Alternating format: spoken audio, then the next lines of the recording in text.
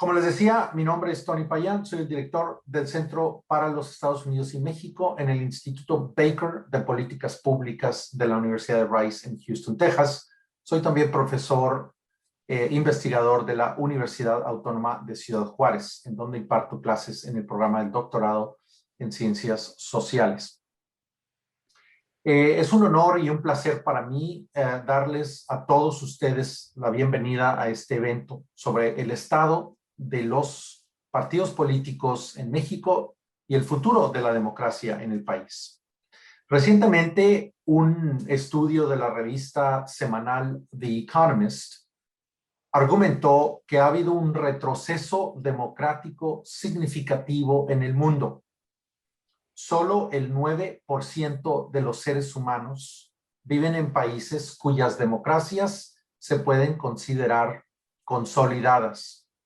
Esto implica que en plena tercera década del siglo XXI, el 90% de los seres humanos viven todavía en países con diversas inclinaciones antidemocráticas o franca y abiertamente bajo regímenes autoritarios.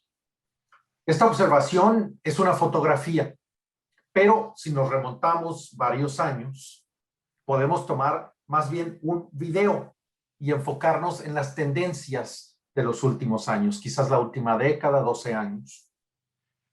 Y podemos observar que muchos de los gobiernos autócratas de hoy llegaron al poder por la vía democrática y una vez en el poder se tornaron autoritarios y se emprendieron la tarea de socavar los propios regímenes democráticos que les sirvieron para llegar al poder.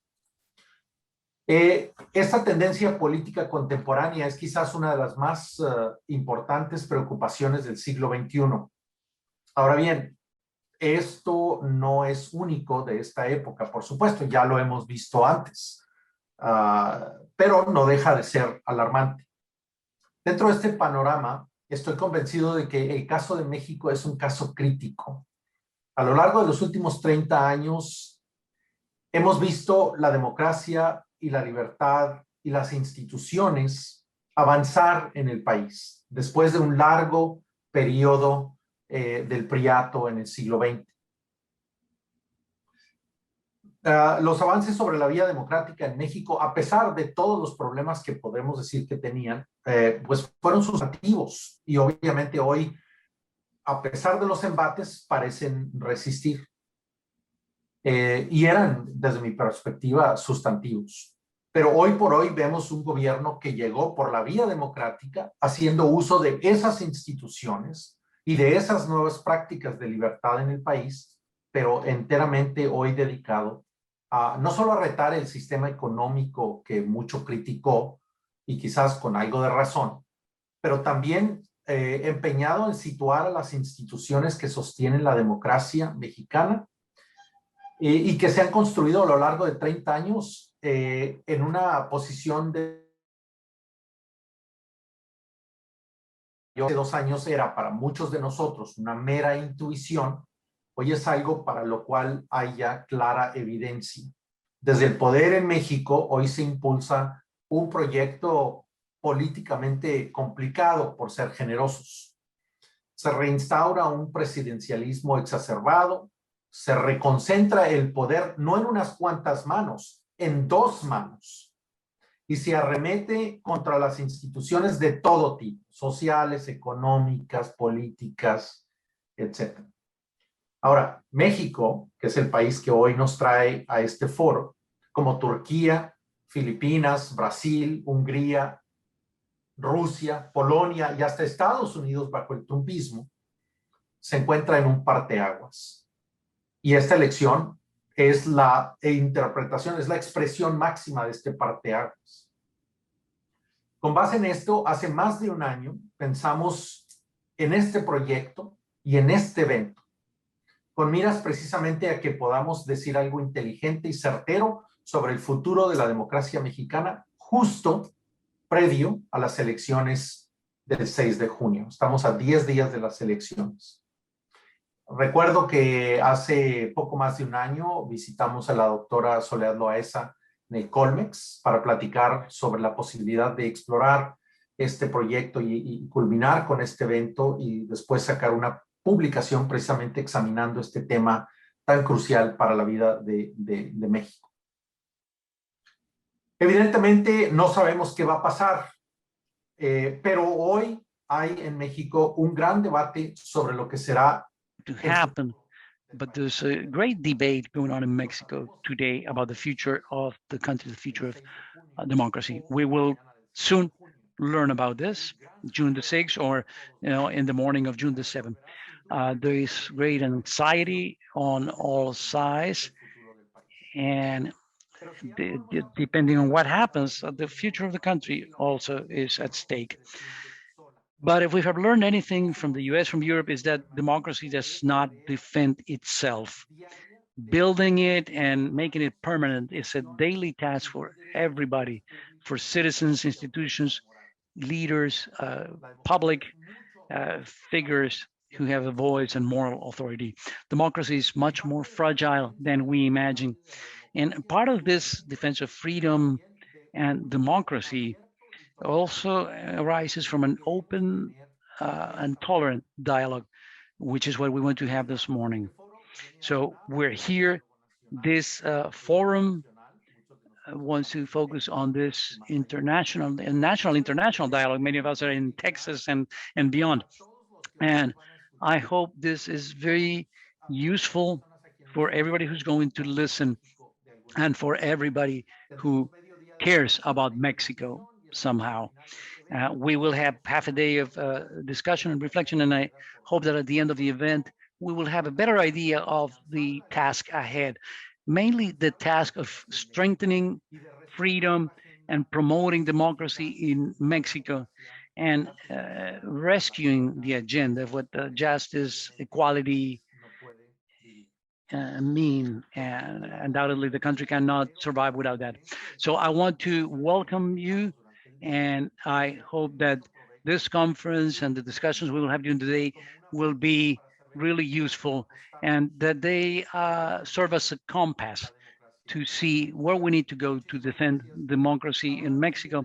Thank you very much. And now I would also like to pass the floor to Ana Covarrubias Velasco, the academic coordinator of Colmex, our partner in this project for the last 15 months.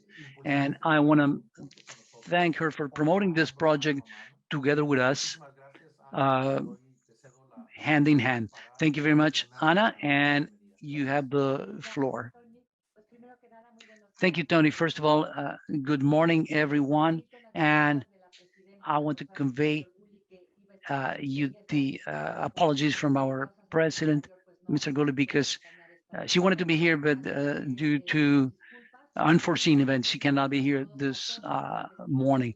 So, and also greetings to all the researchers that have participated in this project that Tony has explained from CIDE, from UCLA, from the Autonomous University of Ciudad Juarez, University of Monterrey, and of course, RISE and in Mexico. Tony has already explained the nature of the project, and I would like to thank him for having reached out to the Colegio de Mexico to invite us. Really, we have a long history of studying these issues from different disciplines like political science, sociology, and of course, our big appreciation to Dr. Soledad Loaiza for having accepted to present on behalf of the Colegio and being the co-leader of this project. And there's nobody more appropriate than her for this role. So again, I want to convey the greetings of the president and also on my own behalf. And I will not be able to participate in all discussions this morning, but I wish you great success. Having seen who the researchers are at all the roundtables you will have, I'm pretty sure it'll be a very productive, very successful morning. So I wish you the great success. Thank you, everybody. Thank you, Tony, for your efforts, for your work. And I think the results will be very, very, very positive. So welcome everyone this morning to the webinar and great success. Thank you, Rodrigo. Thank you, Dr. Covarrubia. Thank you, Tony. For those of us who don't know me, my name is Rodrigo Montes de Oca. I'm a researcher at the Center for the United States of Mexico at Rice University's Baker Institute. It's an honor for me this morning to present our keynote speaker, Professor Mauricio Merino Huerta, who will talk about elections, political parties, and democracy in Mexico. Dr. Merino is the director of the Institute for Research on Accountability and the Fight Against Corruption at the University of Guadalajara. This was recently founded, and he's an academic at the Center for Research and Teaching in Economics, or CIDE. He's also national coordinator of the Nosotres movement, which is a movement based on collective demands that includes men and women. He was an electoral advisor for the Federal Electoral Institute. He's one of the sharpest mind on electoral issues, the fight against corruption and transparency. We can read his weekly column in the El Universal newspaper. This section will be conducted as follows. Our guests will present for 20 to 25 minutes, and we will have a time for Q&A. I remind you, you can send your questions using the application that the Zoom platform has. There's an icon at the bottom of your screens. So, Professor, thank you very much for your generosity in accepting this invitation, and the floor is yours. Muchísimas gracias, Professor Montes de Oca. Thank you so much, Professor Montes de Oca, and thank you so much, Tony, for this invitation. It makes me very happy to be here with you this morning and to have this opportunity to greet so many dear colleagues and friends, and to see you again, even if it is through a screen. I really miss all of you very much. I want you to know that. I would like to say that before we start this conversation. It's an honor also to have been allowed to talk to you and put on the table some of the ideas that I think are basic. I do not intend to have a very elaborate presentation, just the basic things about the elections on June the 6th. And that was the job Tony gave me. And I hope that I will be able to do my job properly. What I would like to do is to establish 10 points, the 10 items that I consider basic things to be able to start this conversation that I'm having with all this group of people. We have these very respected and knowledgeable people about Mexican politics.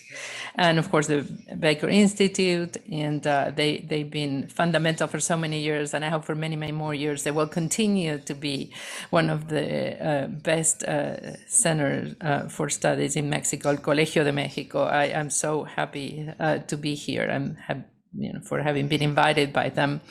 My first point is the most basic one, extra basic. We know, of course, this will be the most important elections in the history of Mexico, both because of the number of jobs, people that are being elected, and also because of the list of people that are running, just as a memory helper. Remember that there are 500 House members, 300 for the majority, the same number of the electoral districts, 200 for proportional representation, 15 governorships, which means the executive powers in the states, in that number of states, and 1,063 of jobs or members of the state houses, and they will be elected either by majority, by the federation. 421 actually will be by proportional representation, and at the end of the day it will be 1,925 mayoral elections too. In every state of the country there will be elections on June 6th. There will be a number of posts chosen by popular election throughout the entire country. This is the official data that I got yesterday by the Instituto Nacional Electoral, the National Electoral Institute.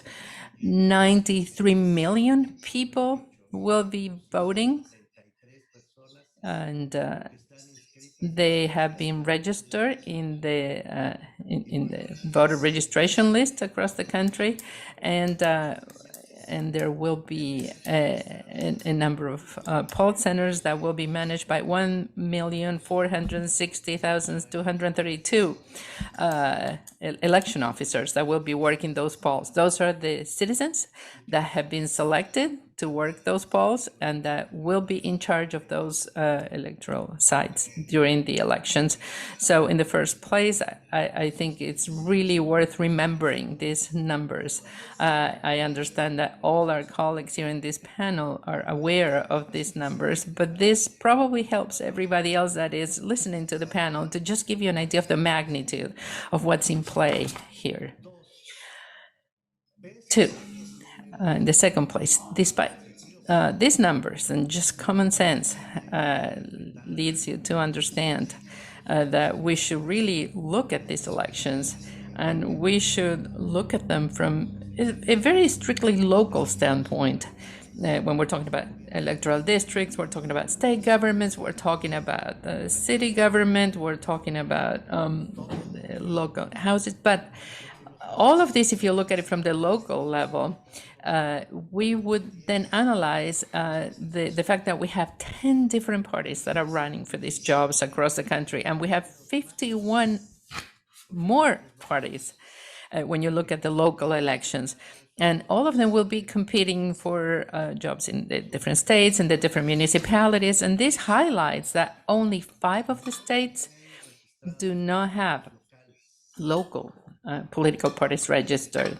Out of these 32, there's only 5 states that do not have their own local parties, and 2 of those states will participate in 18 entities, and 1 of those in 2 different entities. Now, despite the fact we are talking about a clearly local election, but it is true that these elections, despite it all, were called just as a plebiscite. And the most important thing is this is what we need to do. Obviously, the political discourse in the country has been led and has been meant to give either more power to the president, to Lopez Obrador, or to take power away from him. And that is the dichotomy of this election. That's the paradox. I don't know if I can call this a contradiction instead of a paradox. It's almost schizophrenic in nature. These elections to be held in June, they will be the largest and the most fragmented elections in the history of Mexico. And at the same time, this will be an election center, as Tony Payan mentioned, they're centering just the one person. And as far as I can see, this will be the intermediate election with these features, and this is what really matters. This is a very particular election, and this is a fragmented election again. It's a local election again, but it is a place and the opinion that the decision will center on the one individual, on the president. I'm not talking about necessarily concentration of power on one party or one political apparatus. Obviously that has always been the political history of Mexico. It's always happened. But the difference that I'm talking about for this election versus all the other elections after Lázaro Cárdenas, at least, is that we are going back to just discussing the one person in singular, Lopez Obrador.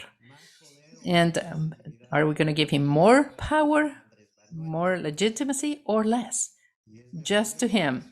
And it is my opinion that that is one of the main singular features of this election, the elections to be held on June the 6th. Number 3, that idea that this is going to be the most fragmented election in the political history of Mexico, this became even more noticeable when we see the concentration of the opposition to the president.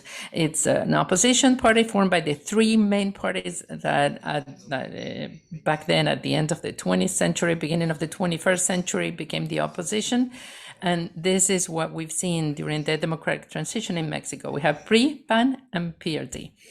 And they decided for this election, they formed a bloc, Va por Mexico. The only reason was to offer counterweight to the power that has been amassed by the president, by Lopez Obrador, in the natural electoral rebellion that happened in 2018. And that's what it was, by the way. It was a rebellion in 2018. That's what we saw. It was against PRI. And so these three parties, PRI and PRD, they used to be opposites. They for many years they did not work together. They were enemies in different times of the political history of the 20th century in Mexico. But nowadays, today, they're allies. And furthermore, they were the parties that lost in the prior elections, and they are the ones that have most of the accusations of corruption and incompetence that have been at the heart of the conversation or the discourse of Luis Manuel Lopez Obrador. I think, and this is my belief, nobody would have ever imagined that those three parties would make or would form a coalition, not because of their history or their traditions or their programs or their platforms. However, today they are together. And that is another singular feature of this election that makes it exceptional, nothing that compares to any other election in the political history of Mexico. When I say that this is exceptional for Mexico's political history, I listen to Borges' voice, Jorge Luis Borges, these difficult times that we've been chosen to live in. He says, we have the exception, we have both poles. This is like the citizen movement. You have a minority parties, you have the middle class being part of these parties, they have a leader. Dante Delgado is at the helm. He used to be an ally of Lopez Obrador in 2006, 2012, and after the creation of Morena and after the demands of ending the party, he broke with Lopez Obrador, and by 2018 he became an ally of PAN and PRD. There was a huge loss of votes and an identity for the party. So this time he decided to go by himself, and he presented himself as a third option. So as a middle option between the two separate poles. Other than that, electoral option, the polarization that the country lives is defined by Morena and their allies and by the opposition bloc. So even though formally we have 61 parties that have been listed, those are the ones that are going to be on the electoral ballot, but in reality, to me, we're talking about just three. You have the two ends that in dispute, and at the center left, so to speak, or center right, in some other instance, the MC. So that's another singular feature of this. And number 4, the political project of President Lopez Obrador, as we know, is the fourth transformation of the country, the 4T is what he calls it. He calls it this because he says this is the change that is equivalent to the independence movement or the liberal reforms of the 19th century or the Mexican Revolution of the beginning of the 20th century. So he calls it the fourth transformation, 4T. But nobody knows exactly what this transformation is about. What it is, other than negating the past or the neoliberal transformation. So to talk about what exactly is 4T, that would be a reason to hold a separate seminar. I invite everybody here to hold this new seminar because I think it's really important to do that. Rice University can do it. What is 4T? 4T is populism. 4T is right-wing populism. 4T is also left-wing populism. It's going back to the regime of the 1970s. It's a hybrid model that tries to emulate China, as some of our colleagues have said. It's fascism. And All of this has been mentioned before and in recent discussions, but without really reaching an agreement. So the only thing that we know certainly is that it is the fundamental axis of the project. It is the incarnation of who it is that Lopez Obrador is. And it means the destruction of the neoliberal model that had been imposed since the 1980s in Mexico. Is systematic elimination of all the institutions that are associated to that period in time. And it is also the concentration of the political power in just the hands of one person. So that's what we're talking about. But we do not really know what comes after that. So we should know that. We should know that, and it should be at the heart of the elections on June 6th. So versus what the presidential discourse is, he's talking about combating corruption, austerity, dedicating most of the budget, public budget, to transferring direct resources to those people that are defined groups of the civil society. We're talking about giving resources to the elderly, disabled people, people who have no jobs, scholarships for students, agricultural workers. Those are the things he talks about. He talks about a set of important works, for instance, promoting tourism in southern Mexico by opening some rail lines, an alternative, the Panama Canal. Through the Istmo de Tehuantepec via another train, to build a new airport, to cancel the one that was originally designed, to increase the production of fossil fuels and gasoline in particular. So he also started the militarization of the country. In a way that had not been seen since the revolution, since the first third of the 20th century. And the idea is that they have to combat insecurity and to promote, he sees deficits in public administration that he says he wants to resolve. I think I'm not exaggerating when I say that this has been 40 so far. However, the president identifies as enemies everybody, every person who criticizes his project. Without any distinction, he has used his very powerful communication ability. He goes every morning to press conferences and he talks, and he's trying to consolidate the polarization that Mexico is living. And he's been able to do it. He has incredible success at achieving this polarization. All of us know that if he's victorious on June 6th, 40 will move forward. Both the polarization in Mexico, and it will also succeed at dismantling the construction of the public thought, with everything that this implies and this means for the future. And number 5, given that that idea, and those are the plans that we will see arise on June the 6th. For, on the one hand, how much support Lopez Obrador has in the House, in Congress, so that he can move forward with the reforms that he is proposing to implement, or to stop some things and revert some things. And on the other hand, the territorial support for this 40 project coming from the different state governments, state Congress. So we need to remember that we need to have 17 local Congress that are with the president to be able to change the Constitution. To that extent, there will also be a vote as a referendum to federalism, or instead to concentrate more power in the presidency.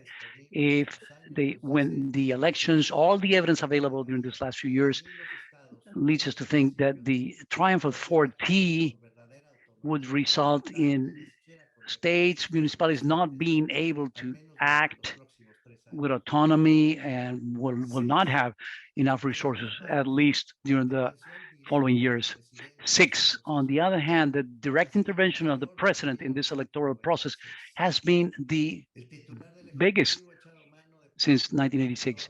The executive power has used all the resources available, budget, legal, symbolic, to promote those parties that support the 4T and to diminish the support of its adversaries, including the support of the allegedly autonomous uh, uh, state attorney's office.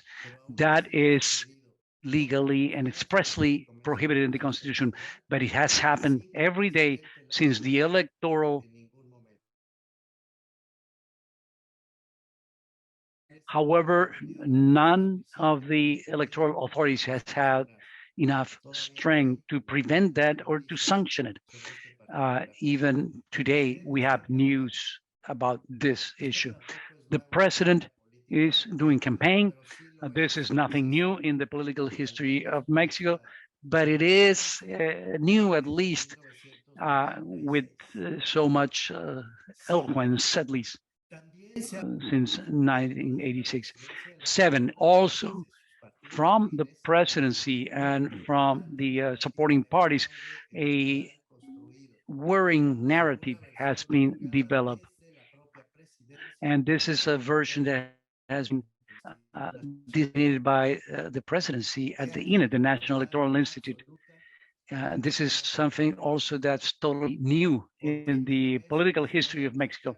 For the first time in Mexican history, and now I'm talking whole of Mexican history, we will go to an election under the strongest reaction or against those from the government, against those who organize the electoral process.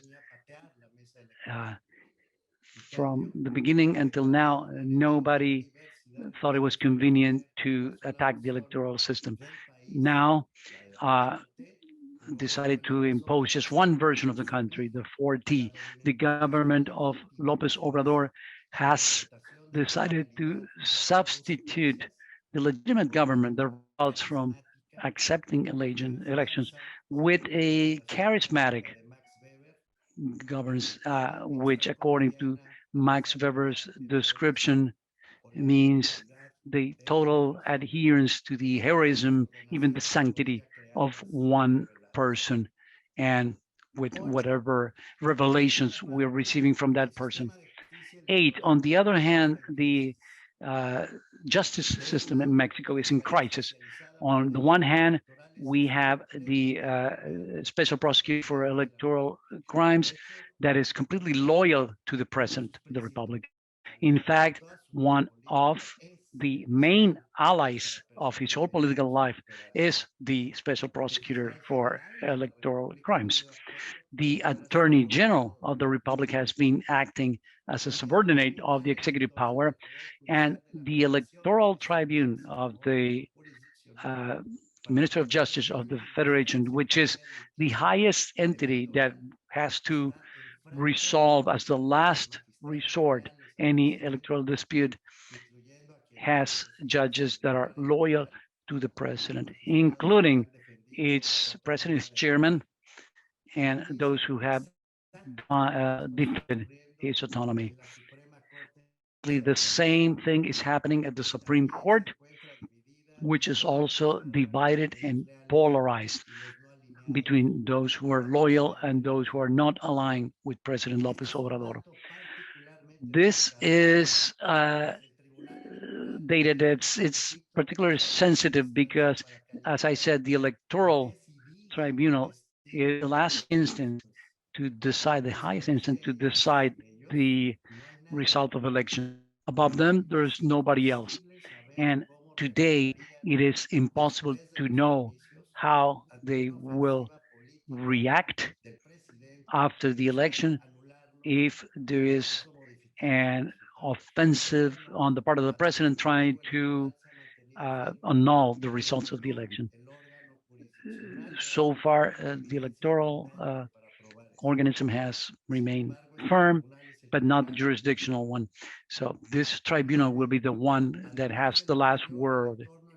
9, on top of what I said before, the electoral environment is very worrying. There's a lot more political violence in the country, more than we've had before under any parameters.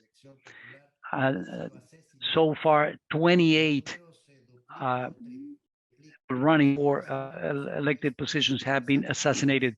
We can triple the number if we add kidnappings and threats that have led many to resign their electoral runs. Organized crime has control over entire regions of the country, and it's not clear what the role of criminal groups will be in relation to this election.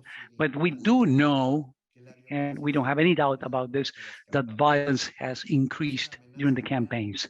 It's a real threat. We don't know what the prognosis, and nobody can be sure on what side the criminal groups are. That's why it's so worrisome and why we are so worried about the 5 days before before election day and the election day itself, considering the increased and growing militarization of the country. And I will add that it's not evident what role the armed forces will play. So violence unchained, or the ones who are promoting violence, or those who should be mitigating it, can give us any certainty today. This is as worrisome and troubling and as it is true, considering the multiple evidence we have. We have abundant evidence available. And 10, and this will be my last point, it is impossible to know what will happen if on the evening of June 6th, there's an announcement that President Lopez Obrador and his allies have lost the elections. Considering all the presidents before, and I'm referring to all of them, we should assume that the president will allege that elections were fraudulent. I insist that all his history would lead us to believe that that will be his conduct. However, today he's the chief of the state, he's the commander-in-chief of the armed forces, he's the president. So I'm wondering if this positions would make his conduct different to his previous ones. But again, by itself, it is very worrisome that nobody can ascertain today what will happen if he loses the elections. What we do know, because he has said it once and again, and also his actions, his decisions have confirmed that, is that if he wins, as all the polls have predicted so far, at least by a with an absolute majority, or at least as being the first minority. If he wins, as the polls say, the most likely thing is that they will go forward with the elimination of autonomous institutions in the country, including those that organize electoral processes, and that power will be concentrated even more on the presidency. That has been announced, and nobody could be surprised if this happens after June the 6th. If that's the case, a new era would start in the political history of Mexico. And as I said before, we will have to understand it well, and we will see what happens then. Thank you, Tony. And thank you, Dr. Merino. I remind the audience that they can send their questions using the Q&A, the question and answers icon at the bottom of the screen. You can ask questions in English or Spanish. We will translate them here, no problem. My first question, Dr. Merino, or the first question here is, what's your opinion about the political campaigns and the candidates? You mentioned in your presentation that the voters have been reduced to three options, the representatives of Morena, the opposition, and this third one, the citizens movement, Movimiento Ciudadano. And this has resulted in many of the candidates, many of the political parties not presenting serious policy platforms about health, education, security, and they are more into the game in social media, just doing a show and putting stickers instead of developing policy. What's your opinion? Please submit your questions in English or Spanish. It's okay. Rodrigo will handle the Q&A. There's a feature at the bottom. So English or Spanish, there's translators at hand. So thank you. Thank you, Rodrigo. Sí, sí, su opinión acerca de las campañas. Yes, what's your opinion about political campaigns and candidates?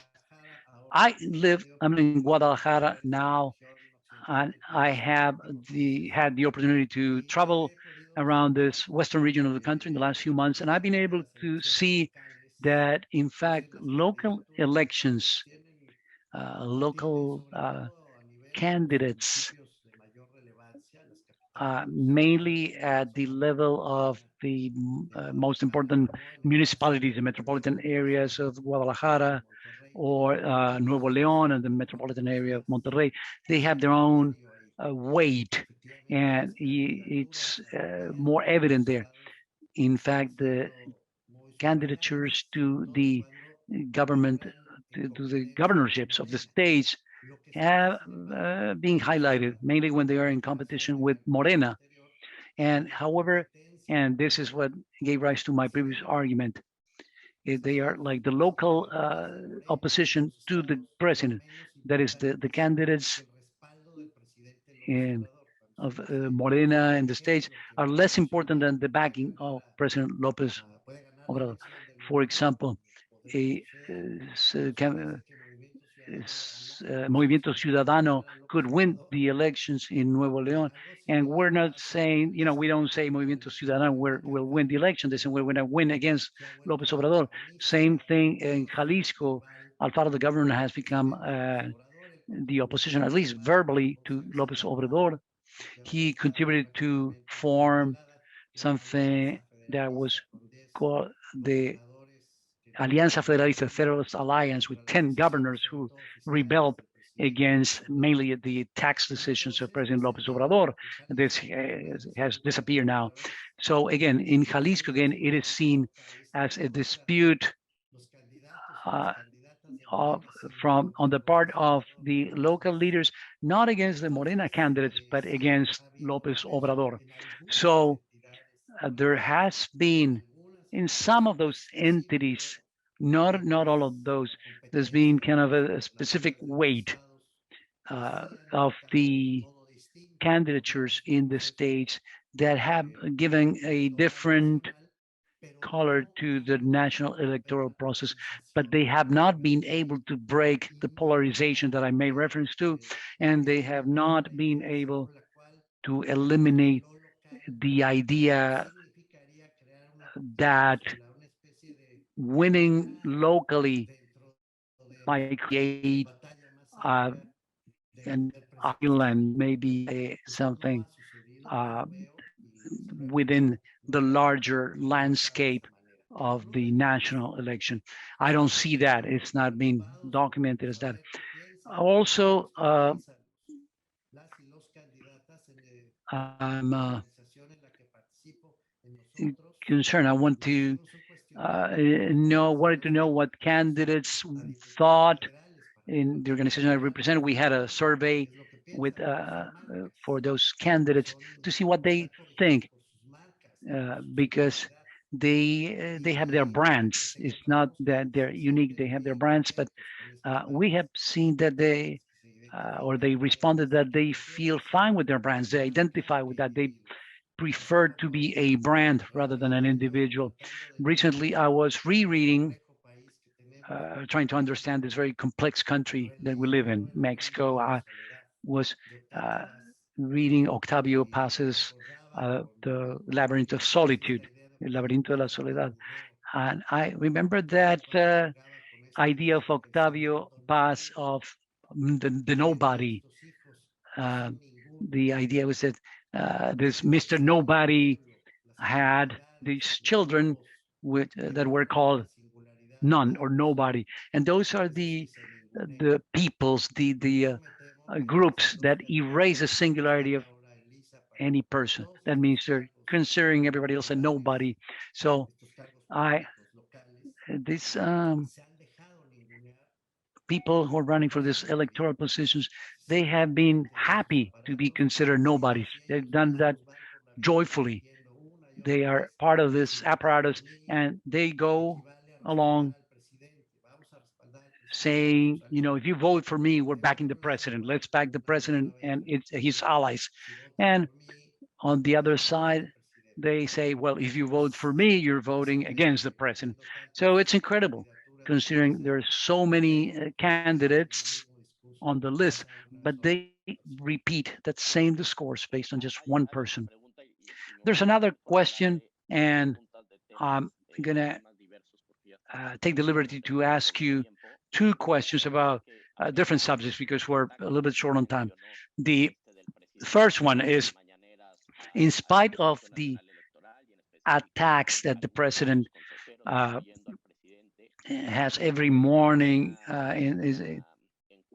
against the Electoral Council, etc., there's a survey in Bloomberg yesterday that says that 36% of Mexicans trust INE and the Institute, the Electoral Institute, and that's very good, considering we're so close to the election. Do you think that the INE has that strength to conduct the elections? And that would be the first question. Second question, a member of the audience asks about security in elections. If this violent attempts against candidates are directed to a particular party, or is it regardless of the party that these assaults are committed? Thank you. The candidates to the Senate so far have belonged to different parties, different political parties, so it doesn't seem to be a specific orientation. It's been a little bit worse for Movimiento Ciudadano, but I could not really say affirmatively that it's something specific against one of the parties, because in reality, everybody has had a very difficult time with threats and with violence and murders, so it's tragic. The first question is a little bit harder to answer, and I'm going to try to explain why. The INE does, no doubt, has the means as an electoral organization. They have proved that they do, and they have resolved, they know, they designated who's going to manage the different poll sites. We have thousands of poll sites, and they've been set up, they have been designated. There's over 1.5 million, almost 1.5 million people that are going to be in charge, that are going to be working at the poll sites.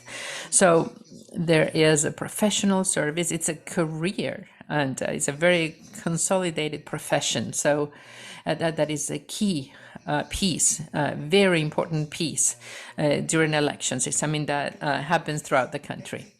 So technically speaking, INE has proved over and over again that it is perfectly capable of organizing the elections. I personally do not have any doubts. Now, having said that, and that's why this is a complex answer, there are two very sensitive things that do not necessarily depend on the INE, and as pointed out by the person who asked the question. First of all, these are the days prior to the election and during the election day itself. That's, and let me explain this to you. During those days and during election day, they let go of the election. They put those in the hands of those 1.5 million people that are going to be in charge of everything, the sites, the polls, the ballots, the equipment, everything is going to be in the hands of the people who will manage the elections. Those people sleep right there for 2 days, 3 days while they manage the election. And then after that, June 6th in the morning, they set up the polling booth. And that is not the INE, that is the citizens of Mexico, those people responsible of carrying out the elections. In prior elections, it has worked really well, and it has been successful. INE has always been successful, but in prior elections, we didn't have this polarizing climate that we have now, and external violence too. So we'll see. We also don't know how organized crime is going to behave in days prior to the election, or we also don't know if the accusations of fraud that the president of the republic is already launching, and I do not want you to read this as a defamation, or the president himself has said that there are, that there's possible fraud. I'm just trying to describe what he said. I'm not accusing him. So this anticipation of fraud that he's been talking about, obviously it's reached the basis of Morena. People are now convinced, and that could become or could transform into specific actions on those days prior to the election, or even as you set up the polling booths. And that doesn't depend on INE, it depends on loyalty. And this is what happens when you have democracy. That happens. The loyalty of the different players is really fundamental so that you can consolidate democracy. If you have disloyal parties, obviously they will not contribute to democracy. And lastly, as I said during my initial presentation, it doesn't depend on INE. To the fact that they need to resolve any kind of litigation post-election. That will go to the electoral tribunals, and the Electoral Tribunal has changed several times. They've changed the criteria that had been established by INE. Their own criteria has been changed, and there are studies, there's research, there's evidence. The Instituto de Investigaciones Jurídicas has proven without any doubt that the tribunal has not acted in a straightforward manner, that they change their decisions according to the political circumstances. So if INE will organize the elections, and they will do a good job at it, but you cannot ask INE to really carry the burden of all the other actors, organized crime, and all the other actors, and the loyalty of the different political parties. And you can also not ask INE to be responsible for the behavior of the electoral personnel. Unfortunately, we are over time, but I'm going to ask you 3 more questions. One that I have right here, it's, well, it is and it isn't part of the next election, but I did not want to miss the opportunity to ask you the question anyway. In 2018, Morena, their main banner was to fight against corruption. 3 years later, what do you think is the balance? And how is that going to weigh in the elections? The second is they're asking, what do you think the counterweight is going to be to Lopez Obrador? What's the biggest counterweight? And the third question is, having these broad elections with 15 governorships, state Congress, and what would you tell our audience? What do we need to pay attention to? What are the states that are the most representative of what could happen in 2024? Where would you pay attention to for these elections so that we can share that with the people that are listening to us? What do you think? These are 3 totally different issues, I know, but I'm taking advantage of the fact that you're sitting here. I'm going to start with the third one. And I would insist again that every vote counts, especially for the federal representatives. We do have an electoral system that in some instances is wasting votes, and in some other instances does not waste one vote. Let me explain. When you have things like governorships or mayor, those public offices, the person who has the most votes wins and the others don't matter. So if you vote for a governor and they win, and another person voted for the loser, those votes for governor for the loser, they've been wasted. So we have to talk about the useful vote, that they provide answers and programs and ideas, but that is not the case.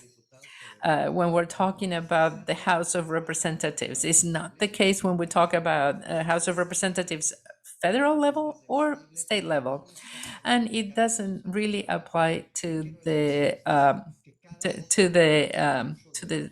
mayoral or the city government.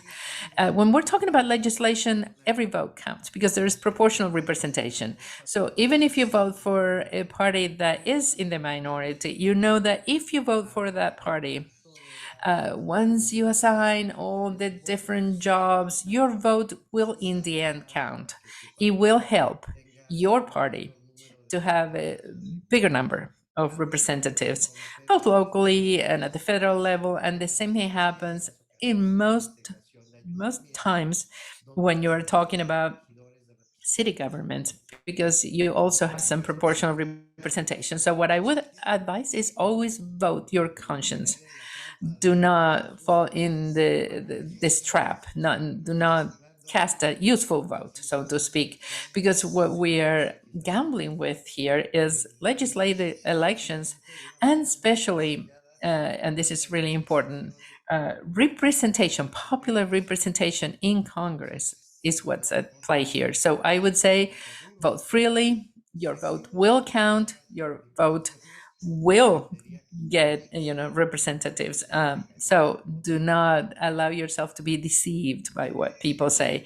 Now, I think that the counterweight, the biggest counterweight that the Lopez Obrador has right now, and he has said this himself, and this is sad that we have to say this, but honestly, it's the counterweight is in the intellectual world, is press and the arts, and I think the offensive, and yeah, we're going to call it offensive, the direct aggressions that are being launched, and I've been a victim. Those of us that really have a different opinion, do not agree with 4T, we have been victims of this hostility, and that's because the Mexican government is really worried about that, and they're worried about the weight of our ideas when they are freely expressed, and when we can support them with evidence and with ideas. I mean, not just conjecture or ideology. So it's also true that the opposition is very important, especially when we're talking about legislation and the House of Representatives and stuff. And it's really great to have my colleagues here from the Colegio de Mexico.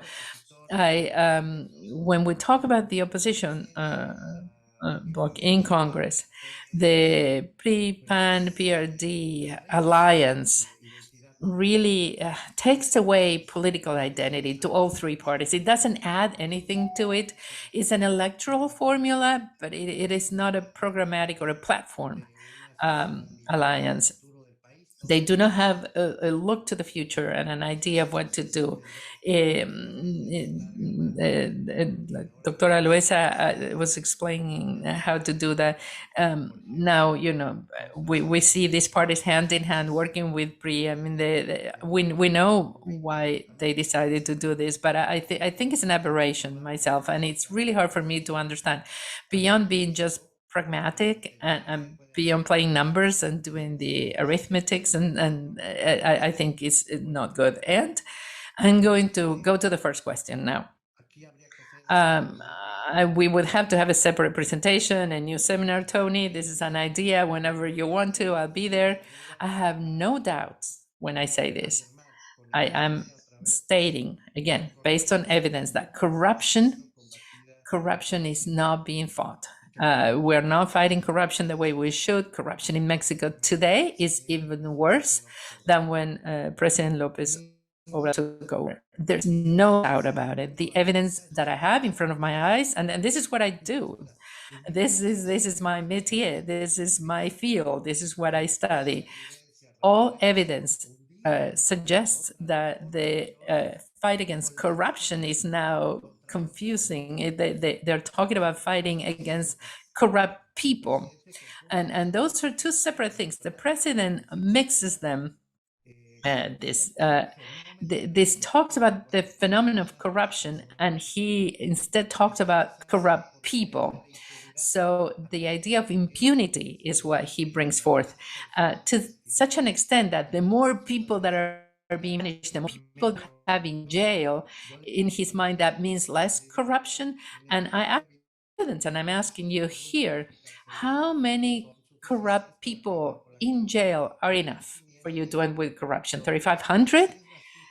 2,600? I mean, what is the number of corrupt people that have to be in jail? How many prisoners do you have to have for you to say, okay, we ended corruption?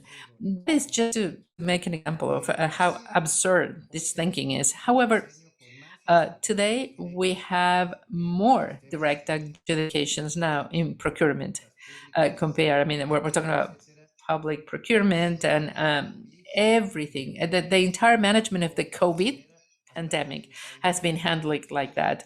Up to 99%, all of the procurement was done by direct adjudication in Mexico. So this is the less obscure moment in Mexican history. We have the least access to information that we've ever had. We have grabbing of public jobs, nothing that compares to what we had before. So under the line that the prior people were neoliberals, they fired them all, and they ended up hiring people that align philosophically with him, and that's what we're seeing, and that is what we see in literature, and that is the basis for corruption. That's how corruption happens. So it becomes a system that is just friends, and this is what's happening in Mexico. This is not happening only openly. I mean, this is just shameless. The government made up of nice people. They're saying, well, we're not the same people that we used to be before, so we're not gonna commit any corrupt actions because we're new. But all of the indicators of corruption have gone up, all of them. Thank you so much, Doctor, for your participation. I could spend the entire morning asking you questions, and you leave a lot of ideas, a lot of questions, a lot of things that we need to analyze. And so I thank you so much for accepting this invitation. And it was a great honor to have you here at the Baker Institute and at the seminar. So I'm going to give Tony the microphone. Thank you so much, Dr. Merino. Thank you. You give us a lot of food for thought. Many, many things that we need to think about. We agree this is a crucial moment for Mexico and for Mexican democracy. And without any doubt, every citizen has to make a decision. And at 7 a.m., when we wake up on election day, we need to go to the polls. Thank you so much. Thank you. It's been a big honor. And I greet all of my colleagues here. It's been a pleasure to see you. Thank you.